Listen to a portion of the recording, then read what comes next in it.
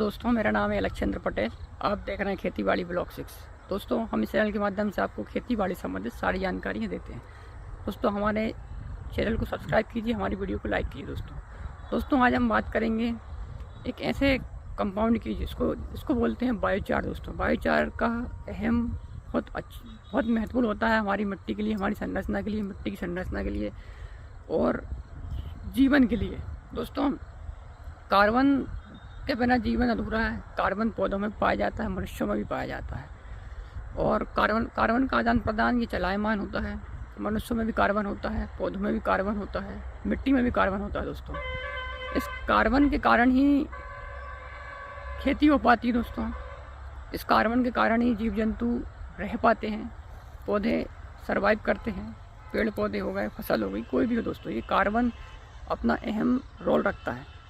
दोस्तों, कार्बन जो पेड़ पौधे होते हैं CO2 लेते हैं और O2 हमको देते हैं। तो दोस्तों, जो CO2 होता है उसमें कार्बन डाइऑक्साइड होता है, तो उसमें मतलब वो कार्बन से मिलकर बना है। दोस्तों, तो इसका मतलब क्या हुआ कि पौधे ने कार्बन वायुमंडल से ली है।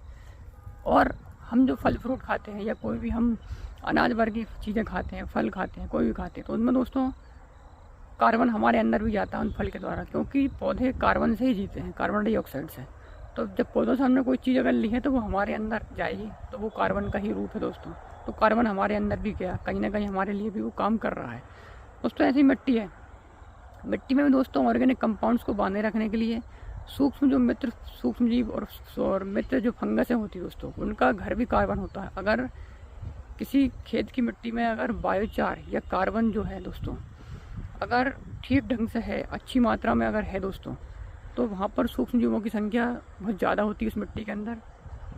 सूक्ष्म मित्र फंगस की संख्या ज़्यादा होती है, क्योंकि दोस्तों कार्बन निर्जीव होता है, यानी कि उसमें जो बायोचार होता है ना दोस्तों, उसकी संरचना होती है, उसमें बहुत सारे सूक्ष्म छिद्र होते हैं। दोस्तों, वो हमको सीधी आंखों से दिखाई नहीं देते हैं। जब वो मिट्टी में रहते हैं दोस्तों, तो उसमें बहुत सारे सूक्ष्म जीव होते हैं।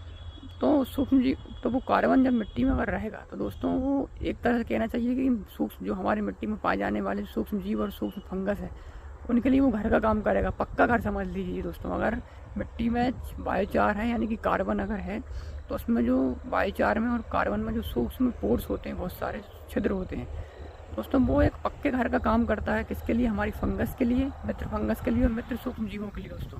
दोस्तों वो उसमें सर्वाइव कर सकते हैं, लेकिन उसको सूक्ष्म जीव खा नहीं सकते हैं। इसलिए दोस्तों, अब खा नहीं सकते हैं तो वो उनके लिए घर का काम करेगा। तो दोस्तों वो सूक्ष्म जीवों की संख्या हमारी मिट्टी में बढ़ेगी, क्योंकि बायोचार जो होता है, चारकोल कह रहा हूँ, बायोचार जो होता है, बायोचार कार्बन, वो दोस्तों मिट्टी में जितना अधिक होगा, आपकी मिट्टी की संरचना उतनी बेहतर होगी, आपकी मिट्टी की pH लेवल को मेंटेन बनाए रखेगा, आपकी जल धारण क्षमता को बढ़ाएगा मिट्टी में। क्योंकि चारकोल एक तरह से आप समझ लीजिए कि मिट्टी में पाए जाने वाले सूक्ष्म जीवों और सूक्ष्म फंगस जो होती है उनका एक पक्का घर होता है, सीमेंटेड घर समझ लीजिए दोस्तों उसको। तो दोस्तों ये उनको रहने का काम करता है, सर्वाइव करने का काम करता है। दोस्तों, ये उस बायोचार को खा नहीं सकते हैं सूक्ष्म जीव, परंतु उसमें ये रह सकते हैं। और उनको जब पक्का मकान रहने को मिलेगा दोस्तों, तो उनकी तादाद ऑटोमेटिक बढ़ेगी। दोस्तों, जब उनको रहने के लिए पक्का मकान मिलेगा बायोचार के रूप में, सूक्ष्म जीवों को समझ रहे ना, सूक्ष्म जीवों को अगर बायोचार के रूप में पक्का मकान रहने को मिलेगा अगर मिट्टी में, तो दोस्तों वो सर्वाइव बहुत अच्छे से कर पाएंगे, उनकी संख्या बढ़ेगी, वो कॉलोनी के रूप में अपने आप को सर्वाइव करने में सक्षम रहेंगे और सारी विपत्तियों से वो दूर रहेंगे। और सीधा असर इसका आपको आपके उत्पादन पर देखने को मिलेगा, आपकी फसल पर देखने को मिलेगा। आपकी मिट्टी की जो संरचना होगी वो बेहतर होगी, उसका pH लेवल जो होगा वो मेंटेन रहेगा।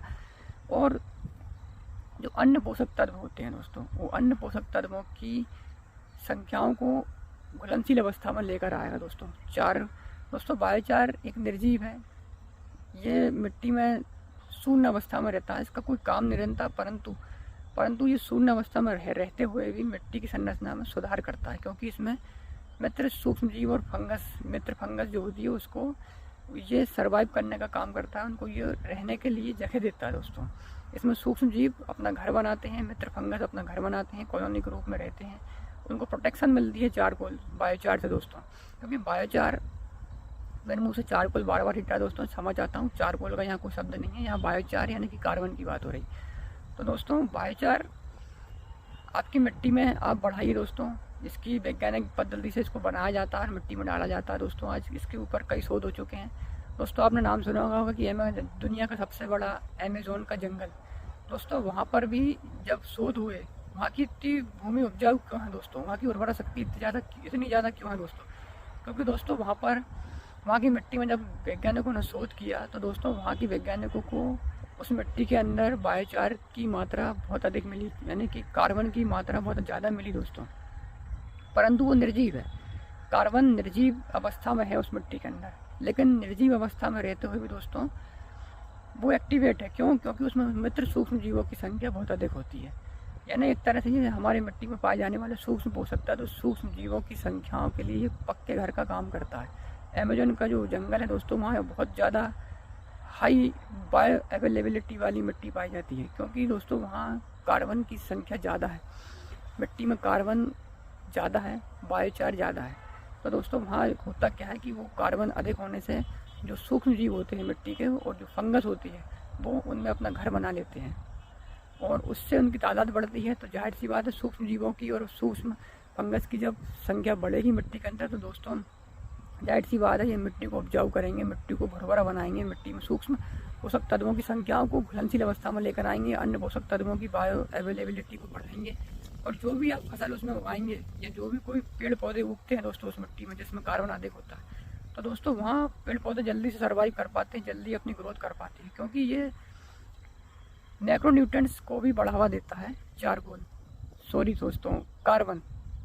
कार्बन बोले तो बायोचार, क्योंकि दोस्तों बायोचार जो होता है उससे फास्फोरस, नाइट्रोजन, पोटेशियम, पोटास इनकी अवेलेबिलिटी को भी ये बढ़ा देता है, क्योंकि दोस्तों इनको घुलनशील अवस्था में ले जाता है। क्योंकि दोस्तों बायोचार निर्जीव होता है। मैं आपको फिर से बता दूं, इसका मिट्टी में ये शून्य अवस्था में पड़ा रहता है, परंतु इसके अंदर जो सूक्ष्म जीव पाए जाते हैं उनको सर्वाइव करने की तादाद को भी बढ़ा देता है, उनको प्रोटेक्शन देता है, उनकी पक्का घर का काम करता है बायोचार। तो दोस्तों बायोचार इनएक्टिव होकर भी एक्टिव रहता है। बायोचार दोस्तों वैज्ञानिकों ने इसको बनाने का आर्टिफिशियल तरीका भी खोज लिया है।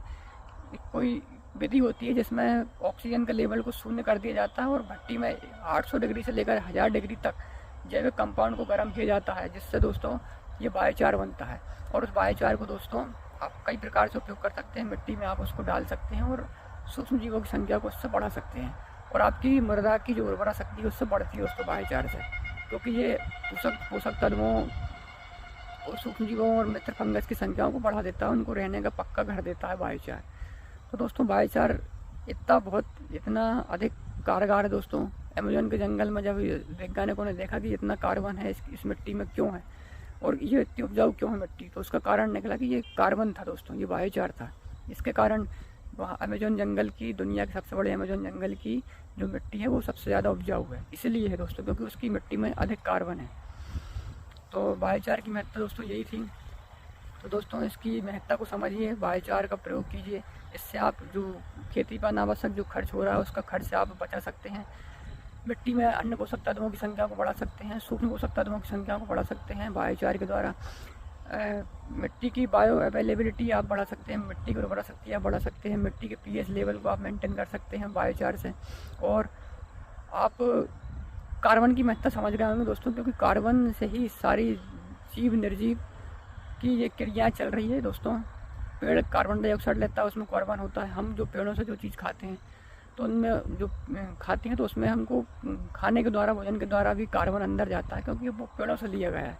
और पेड़ों का मुख्य भोजन, पौधों का मुख्य भोजन, फसलों का मुख्य भोजन कार्बन ही होता है। और हमने उन पेड़ पौधों से जो प्राप्त फल फ्रूट है या अनाज है वो हमने खाया, तो वो हमारे अंदर कार्बन साथ में गया अन्य पोषक तत्वों के साथ। तो दोस्तों कार्बन अपनी एक महत्वपूर्ण भूमिका निभाता है मिट्टी में भी, वायुमंडल में भी और जीवों में भी।